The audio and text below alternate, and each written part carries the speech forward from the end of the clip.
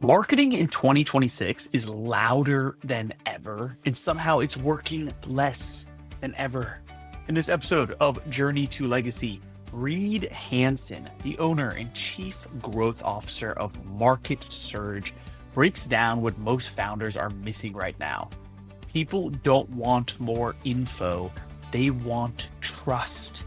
In this interview, we talk about how AI is changing the game in a good way, why it's also making customers more suspicious, why perfect content is starting to lose, and even how you can take terrible, unexpected situations like loss and use them to propel you into your future, even if that sounds scary.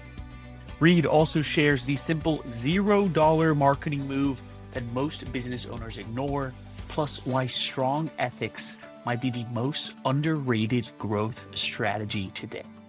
If you want smarter growth without selling your soul, this interview is for you. I hope you enjoy. Well, once again, thanks for being here. I appreciate it. I'm super excited to chat about everything marketing.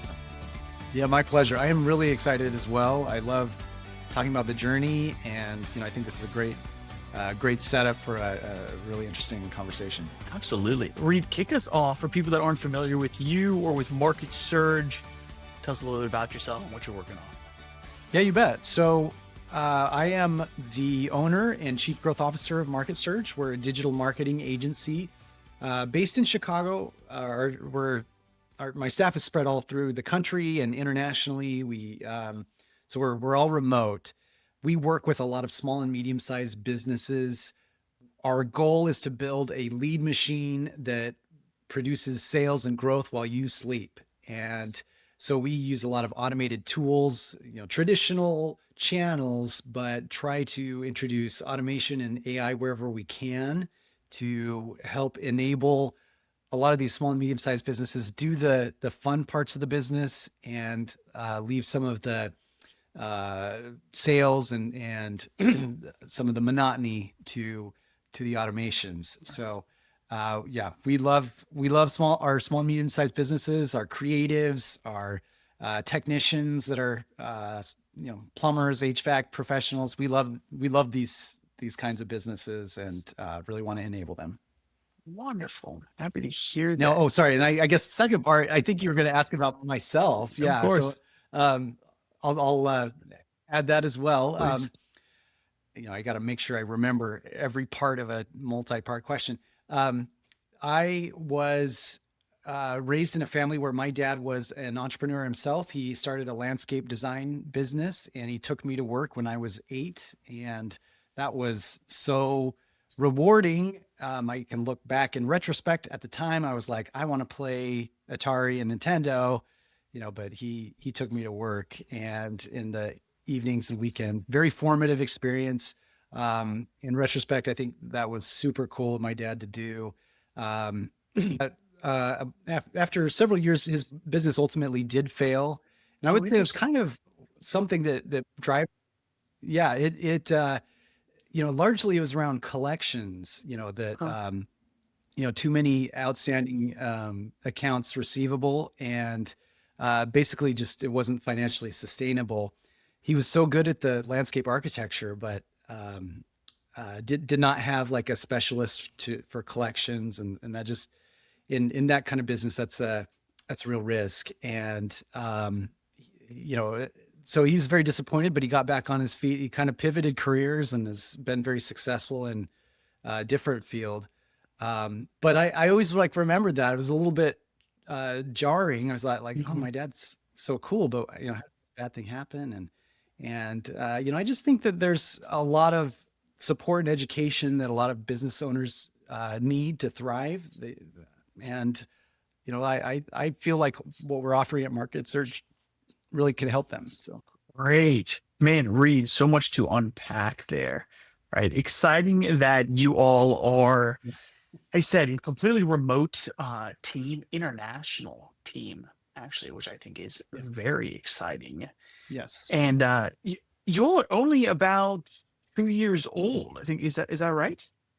Well, yes. April 2024. And I've worked in the agency world also in higher ed, software companies as well. But in most of those roles, I was essentially a salesperson or a sales leader. And so this is a slight pivot to be a marketer and a business owner. Yeah, exciting. I mean, so about 2 years old. I mean, like I said, you've been in the agency world for it since like 2008 before that. But it sounds like you guys have grown Yeah. quickly, right, in the last 2 years. Like, what do you sort of credit to your growth and where Yeah. you are today?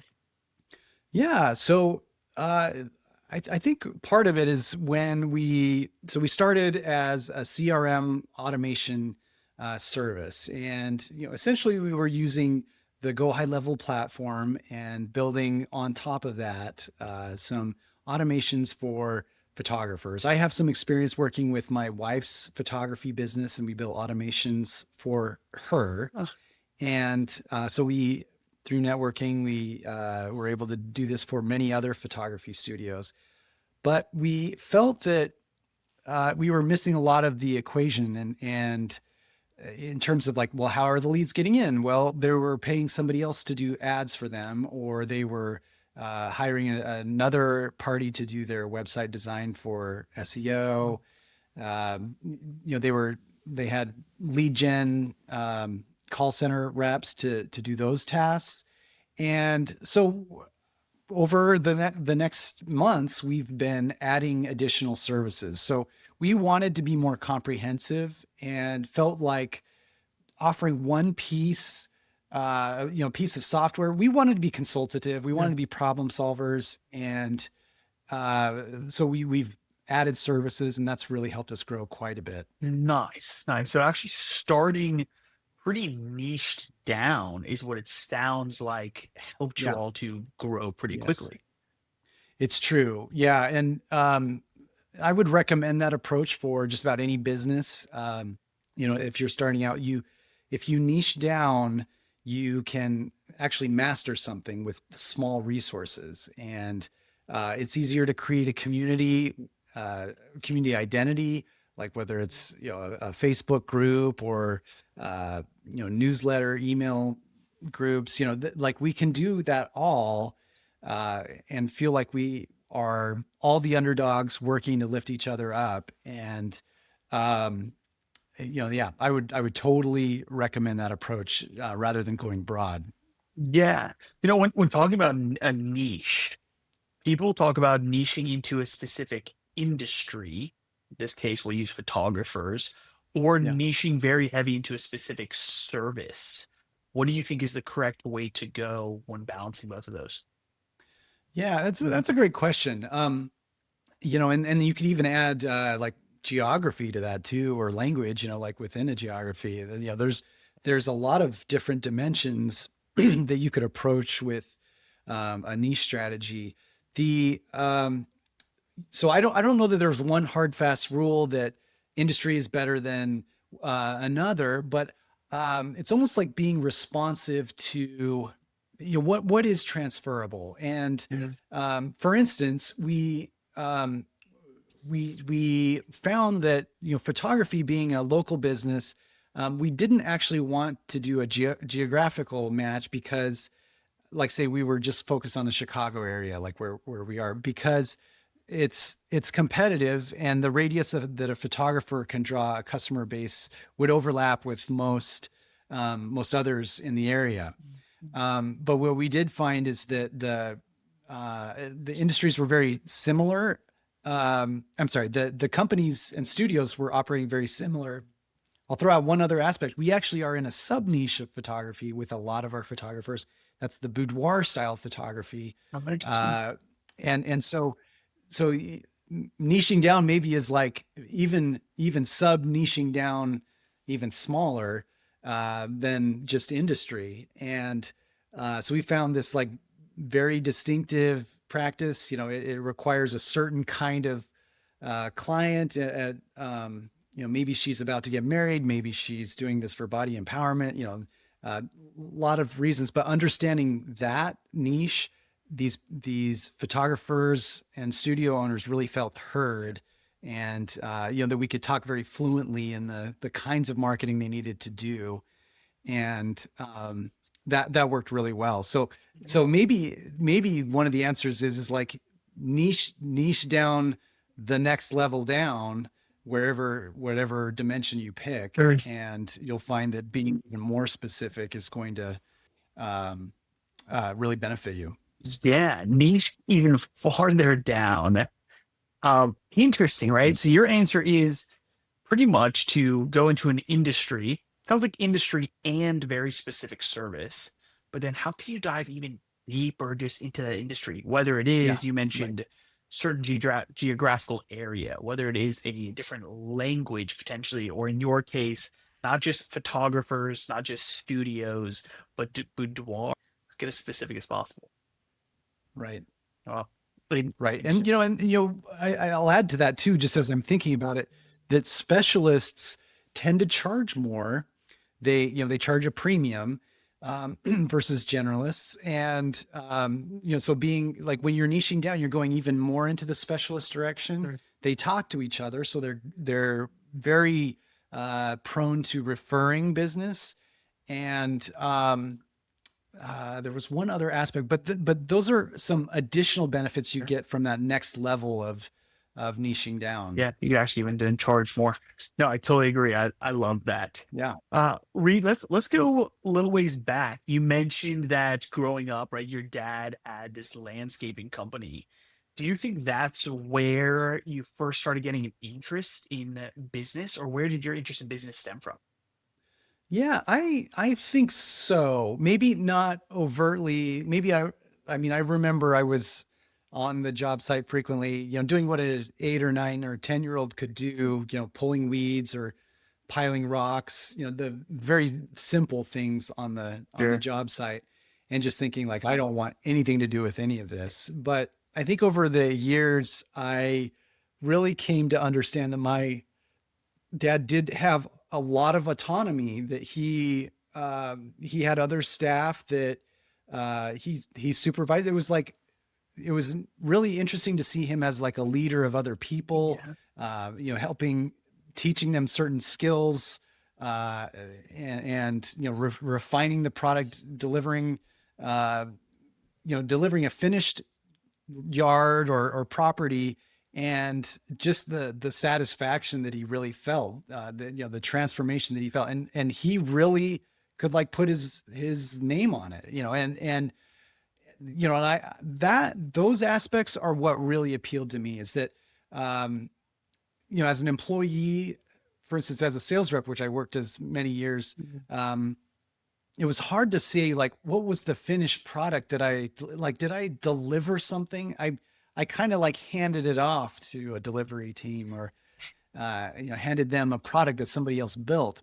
And so I think I always craved that, from my experience, that I wanted to put my name on something of high quality, something I could be proud of. And entrepreneurship just seemed to make a lot of sense. And that's such a great benefit that a lot of people don't talk about, is that you really Yeah. get to put your stamp of approval of quality on a final product versus if you're a salesperson or any other just single department in a business, in a corporation, you're only doing that one thing, but you don't Yeah. actually get to deliver really the seal of approval almost, huh?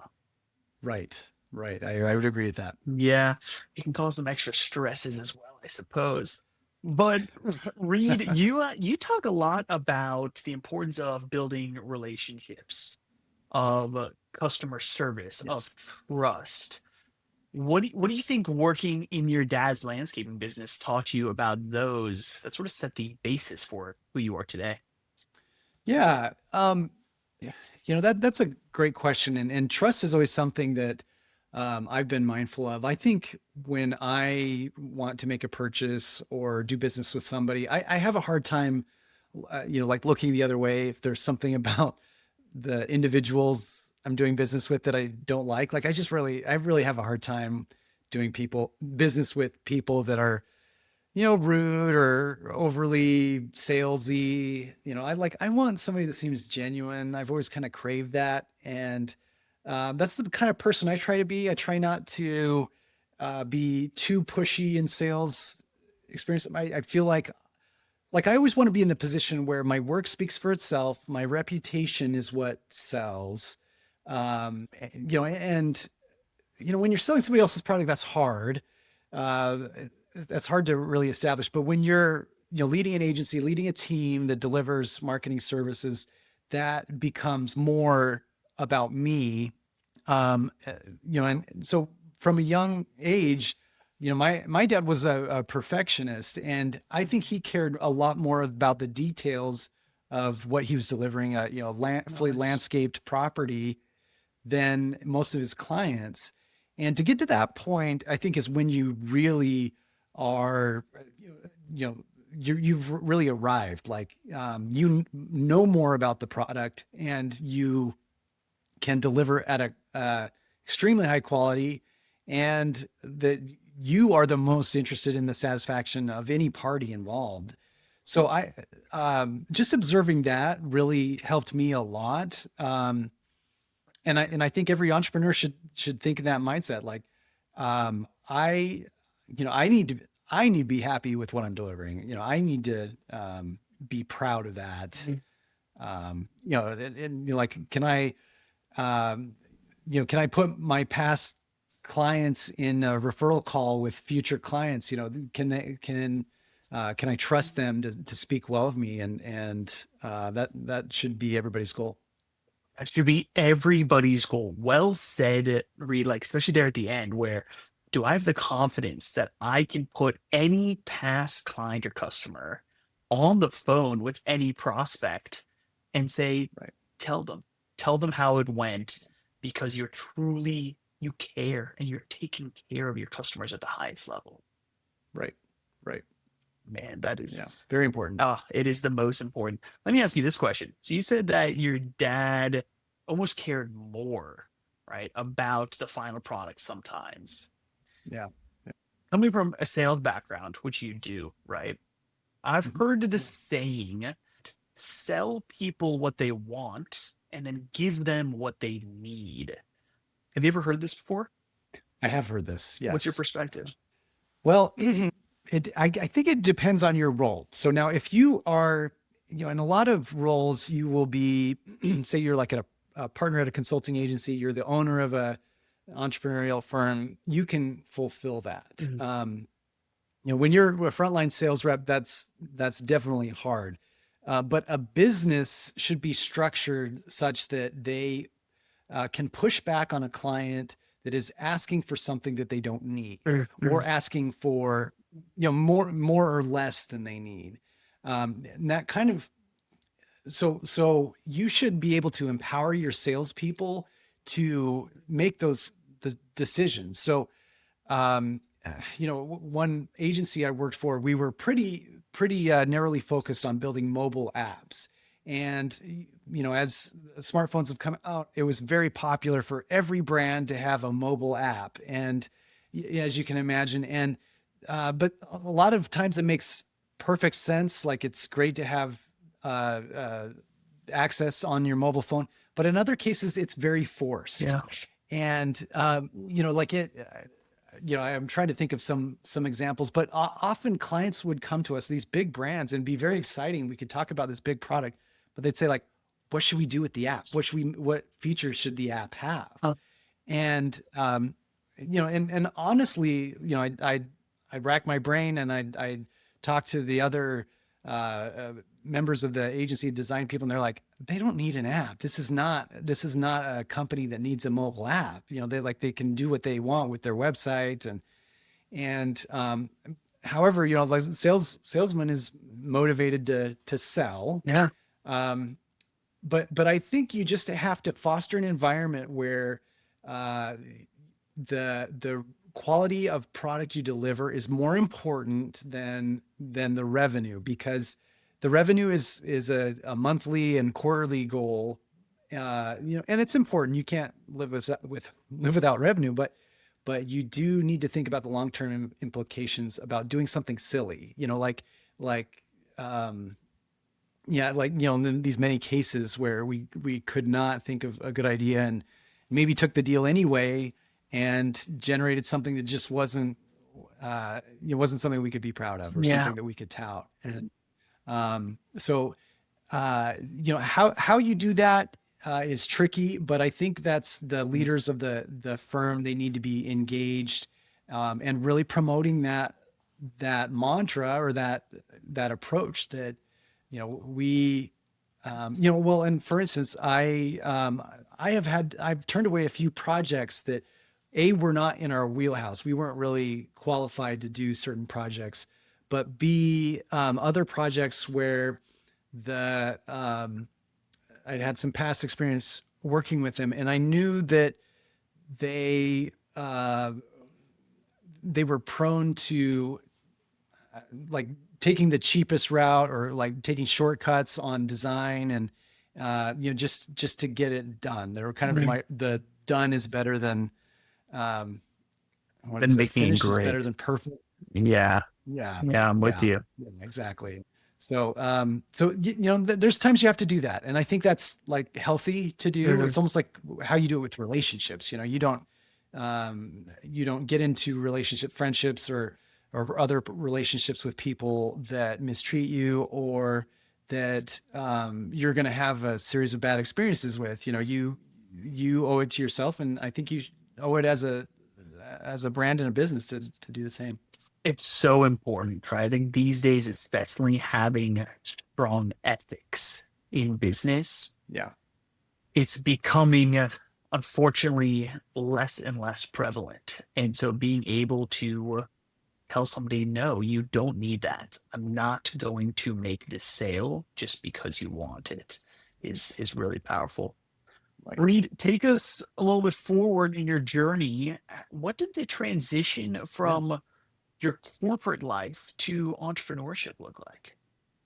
Yeah, so it was kind of by degrees. As I graduated from my undergrad, I was pretty anxious to start making money. I'd kind of toyed around with a few entrepreneurial ideas, but I was already kind of a starving student, and so I wanted to have insurance benefits, and I wanted to, so you can imagine. I mean, we've all kind of been there, and so I took a job as a sales rep for a tech startup, and a great place to learn. We had a cool product for a niche industry for the conference industry, like tech conference industry. We were doing a lot of cool things, and if you can imagine, we were competing against paper-based processes, and so that was a pretty easy sell. I grew a lot with that company, and then worked for Oracle for several years, which was quite different, but also very educational. I learned so many like fundamentals, and one of the good things I learned was really just bouncing back from getting no a lot, because you're going to get a lot more no's than you get yeses in business, unless you're selling yourself short, because if you're just avoiding no's, then you're losing out on a lot of opportunity. If you're just avoiding people that or you're so risk averse that you just don't take any steps forward. And so learning that was great. I think being able to have that resilience served me really well. And then I worked for these digital marketing agencies, and at each stop, though, I picked up different skills and had different learnings. These digital agencies, and it's quite common in this world, they were both acquired. And so it was twice in 2 years that I was working for an agency that they got acquired, and they laid off a good percentage of the staff, including me. So in 2 years, twice I got laid off. Wow. And, definitely another experience where I learned real resilience, but then, also learned there are certain things that I could do better than I saw here. And so I chalked those up to experience. Thought I'd pivot a little bit and work in education, was moonlighting a little bit, helping my wife's photography business with marketing. And then, this opportunity to build MarketSurge came up, and I jumped right in. Now today, I look back, like there are so many different interactions I have every day, so many decisions I have to make that are informed by something in one of these different roles. Good experiences, bad experiences, things I saw other people struggling with, or doing really well with, and all of that really serves me now. Whether it's we're talking about selling or leading people or uh, vetting potential vendors, decisions around our own marketing. There's just so much to deal with, and if you well, a couple other thoughts too. If you I have a podcast myself, and I talk to a lot of entrepreneurs, and so many of these stories start with "I got laid off" or Yes. I got fired," and it's such a great experience. So if you ever experience that, anybody listening, don't think that that's the end of anything. It is often like sometimes the best thing that happens to you. And then also um, the learnings that you have in many different roles. Just never devalue any experience. Like you never know when it'll come up or whatnot. Just embrace learning, embrace especially interacting with people, and learning from them. Don't be heads down in the digital world all the time. Try to spend more and more time with people. Those are my key takeaways. That's great. Never devalue any experience. Embrace learning, relationships. Reed, Yeah. you're an online marketing guy. Why is it you still believe human connection is the most important thing? Yeah. Yeah, that's a great question. I'd say the arc of my career is in '06 is when I graduated from undergrad, and was starting to work in sales. Kind of my first experience with a CRM. I was fairly early on board with LinkedIn, and it was interesting. Then you could add anybody, CEO of any company, they would accept your LinkedIn request, and it was like magic. You could connect with anybody you wanted.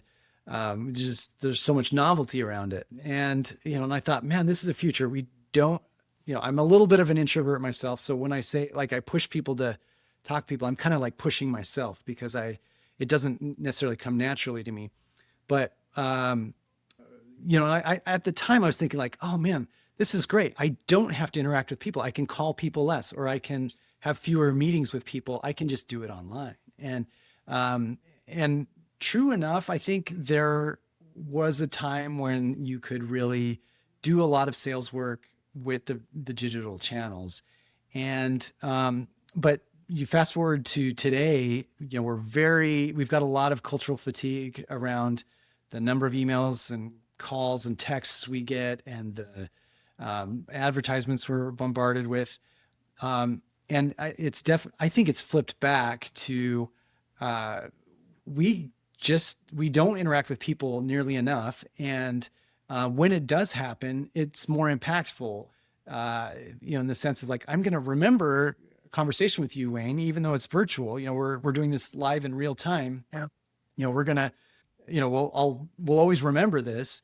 And, and it's something real. And when I, if we just start with the email going back and forth, it's like, that is less real. There's no trust building there. There's no empathy shared, or, like follow-up questions. Mm-hmm. It's very mechanical. So I think in today's day, just because of the amount of technology we've been experiencing the last few decades, that getting back to face-to-face interactions, getting back to creating content that may be a little bit less edited or less AI generated, I think going to make a much bigger difference. I try to put my face on all the content I create, or my voice, that rather than AI generate everything. And that seems to be a really valuable approach. Nice. I have the same, dare I say, that Yeah. having content that is less perfect, less Yeah. edited, is going to start to perform way better because it just shows realness in a world that is now so quickly transitioning. We don't know what's real and we don't know what's fake anymore. To you, I mean, in an AI driven Right. world these Right. days, right? Dare I say we're already in an AI driven world. How is the use of AI impacting building trust and building relationships? Yeah.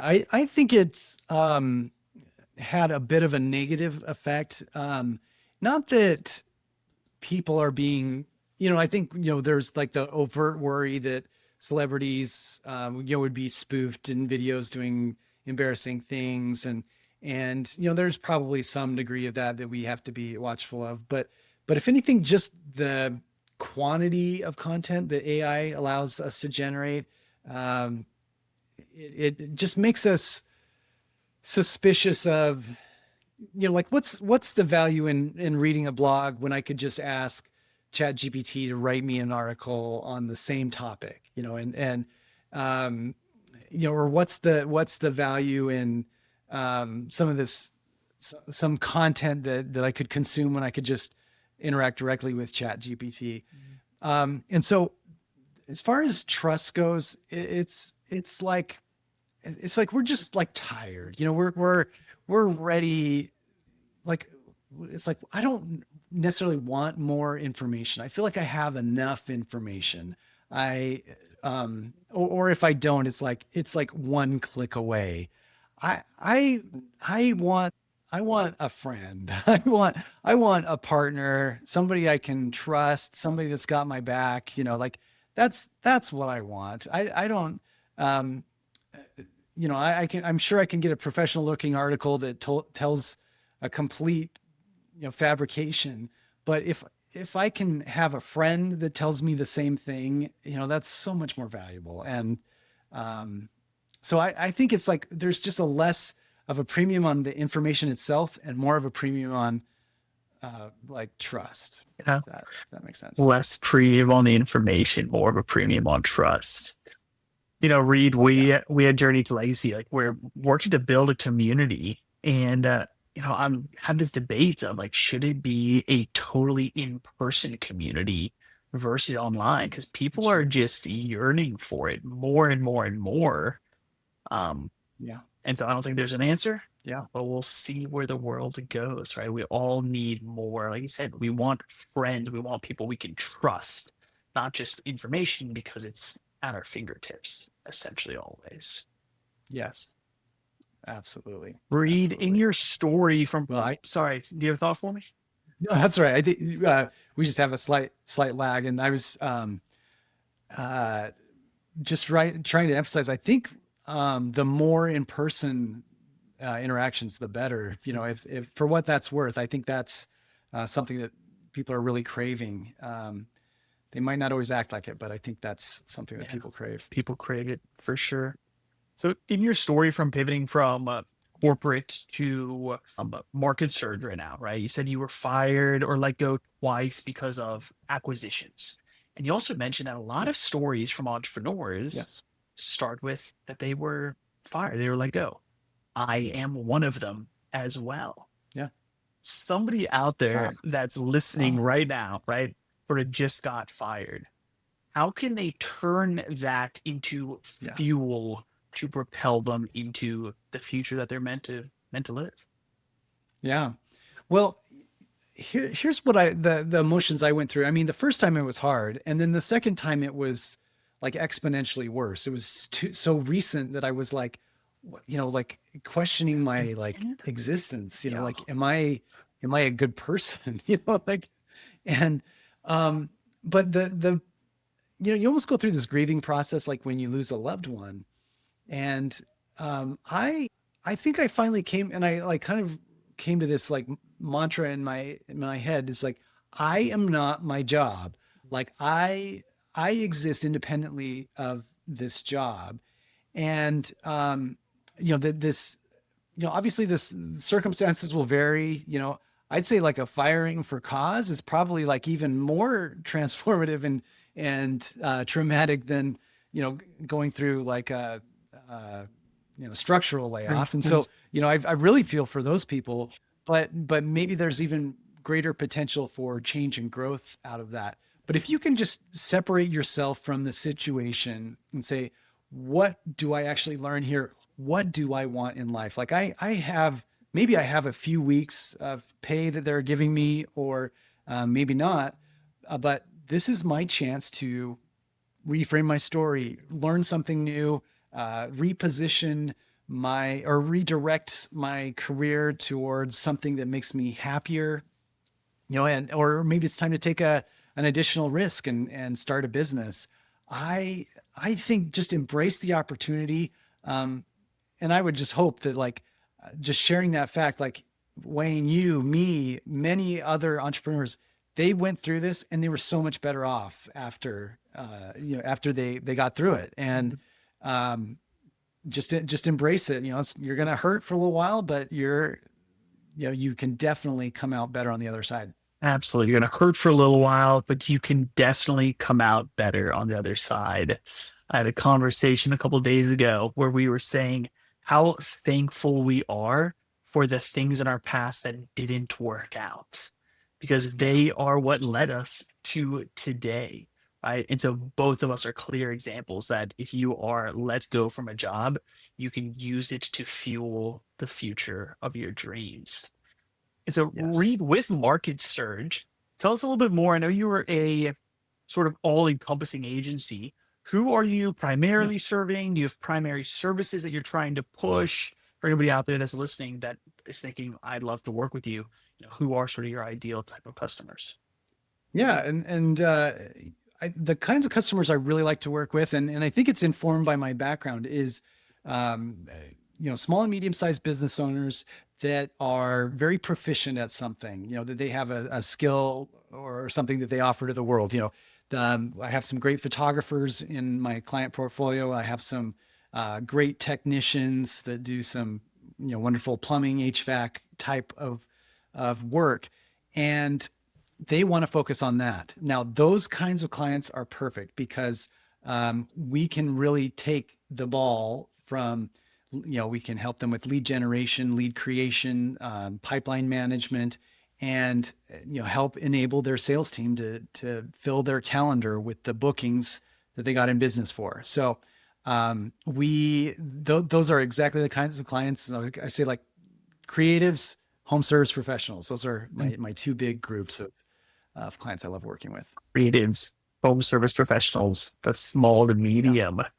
Let's say that there's a business out there that's listening that actually Yeah. has zero budget.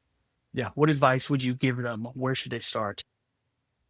Yeah. I would say, I would start by, so if you do want to grow, so assuming you have $0 budget, Very you should take advantage of your time budget nice. and your personal network to send out an email to every single person explaining what you do and that you're looking to grow. That's a free, using your email, using your LinkedIn or other social media platforms where you're connected to other people. I got an old friend that reached out to me on um, Instagram the other day. We hadn't really talked for decades, and um, but he reached out because he'd seen something I'd posted. Right. Leverage all these platforms and don't be afraid. Like maybe you're a little shy, but take a moment, take a step back, and like, why would you be shy to share this? Like, think how many people in your life are not shy to share what they do, and you should be proud of your work, and make sure you're offering a product that you're proud of. So, yeah, I would say use that network. Ask them both, could they use your service, or do they know anybody else that could benefit? Please connect. So that would be the first place I'd start. Second place is there is no cost to generating good content with your face on it. You can explain your service on all the platforms, and you can see how it's received, and then really emphasize the channels that are getting feedback and and starting conversations. Yeah. Social media and, like I said, filming content and videos with your face on it's great. Your answer of, if you don't have a budget, right, go back to the basics and shoot a Yeah. personal email to every Yep. person that you're connected with. Go post onto your Facebook, go send direct messages explaining what you do and that you're looking to grow. And don't even necessarily sell your services to them. Ask them if they know anybody that might be interested. It's a really great approach to Yes. take. And everybody kind of forgets the basics, don't you think? Yeah. Oh, yeah. Absolutely. Yeah. They get caught up in expensive channels, and they'll have close friends that have no idea what their business is about. And that's, that should be reversed. You should start with your close Yeah. friends, Yeah. branch out from there. Yeah. Well said. What's one piece of marketing advice that you heard or that's going around these days that people shouldn't be listening to right now? Interesting. Um, let's see. So I would say, I don't mean to be a downer, but and a lot of people are wondering about search engine optimization and how the so people are starting to do a lot of search on AI. Mhm. If you're an AI user of any type, you've probably searched for a business or something you want to purchase on AI, and businesses want to know how to better rank there. Now, the so let me say that um, there are going to be people that say they have a special sauce for how to get ranked in these AI search engines. Mhm. I would say for now there is so much change, and like the new models are coming out at such a frequency, Gemini, ChatGPT, Grok, whatever it be, that you are not. Uh, there isn't really anybody positioned to um, like operationalize. I'd like to really like do this effectively. Stick to the fundamentals in SEO, and those being generate great content, collaborate with others for backlinks, and make sure the technical uh, elements of your website are like 100%. Uh, do those fundamentals, and the collaborations, the higher quality collaborations that, Wayne, this is like a version of a collaboration, where, Oh, wait. we're going to have this product and we'll both share it. Yeah. But if you have a chance to blog on somebody else's blog, talk to journalists, get guest radio spots, these kinds of things, um, they're going to be as important in the future as they are now. So just, this is 101, and it still applies to AI for now. Well said, Reed. Well said, right? Don't focus right now on trying to get your business listed on ChatGPT, right? To have it spit out your name. Focus on those fundamentals. And I like to talk about SEO and the means of, like, just think about it as building trust. Be like, well, Yeah. backlinks. Why do I care about what that another website is linking back to my website? It's because they're essentially vouching for you, right? They're saying, hey, we trust these guys, and they link to you, and that's going to boost up your score in Google's eyes as well. Um, yeah, I like to think about SEO as building trust. Is that the wrong way to try and describe it to people? No, I think that's a great way to describe it. Um, yeah, that's right on. And I love this theme of trust. Google is looking for websites and products. Their algorithm is kind of designed to promote businesses or websites that others are vouching for. And the more authoritative people that vouch for you, the better you're going to do in these searches. So, yeah, it does seem to come back to trust a lot, doesn't it? Yeah. Hey, we gotta love that. And so, okay, so that was some advice that people should be wary of. Going Yeah. into 2026, what are you Yeah. seeing as maybe the top performing marketing strategy or top performing type of funnel that people should start experimenting with? Yeah. Well, I might be a little boring here, but I think it's important to, a lot of people are doing this well.